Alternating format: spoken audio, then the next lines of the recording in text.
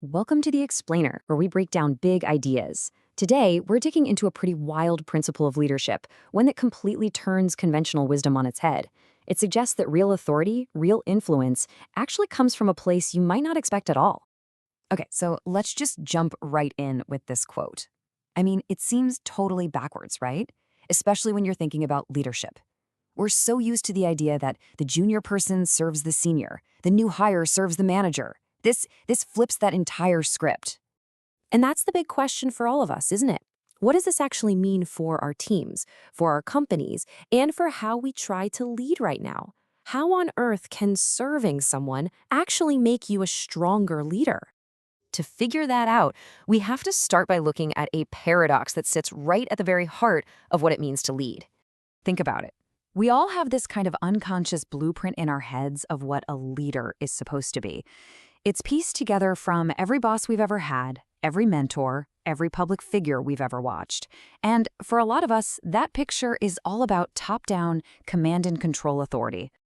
And here's the problem.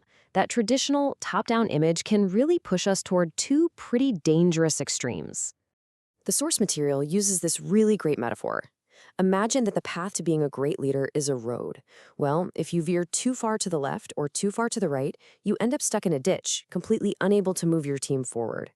So, on one side of the road, you've got the being in charge ditch. This is your classic my way or the highway leader. They seem strong on the surface, but the source notes it often comes from a place of insecurity.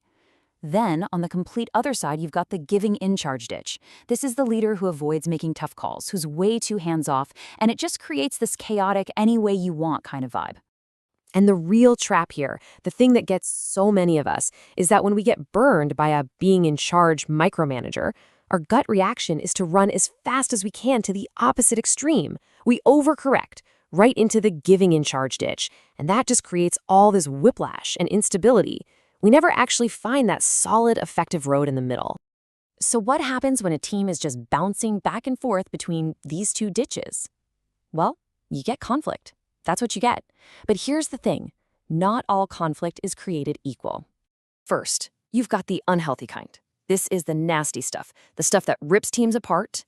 It's all about ego, frustration. It creates these little factions and silos.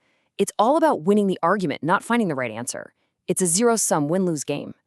But, and this is a huge but, there's another kind, healthy conflict. And the source material we're looking at says this is absolutely essential for great leadership.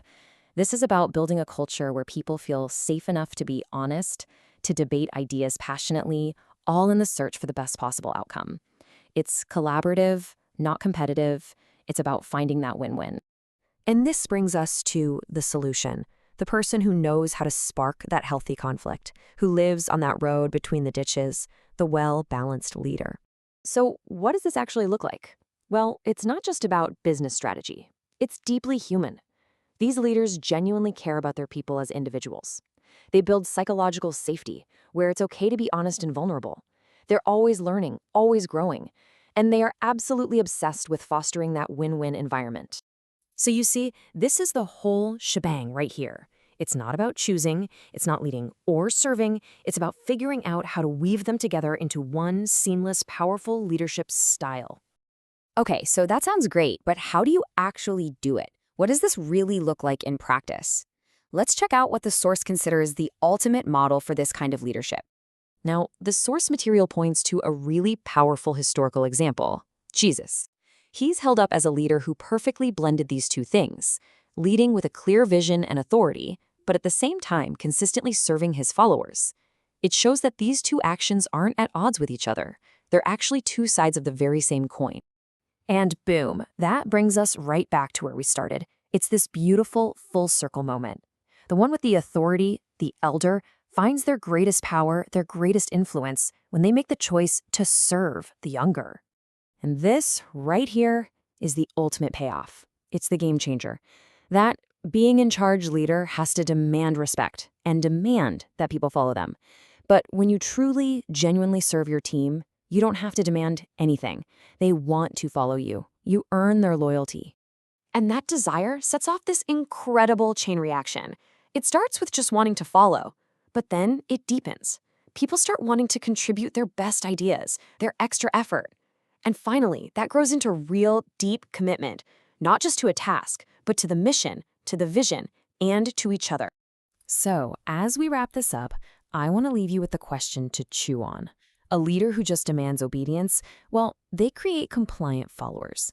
But a leader who leads by serving empowers their people, they help them grow, and they build the next generation of leaders. So the question is, which one are you?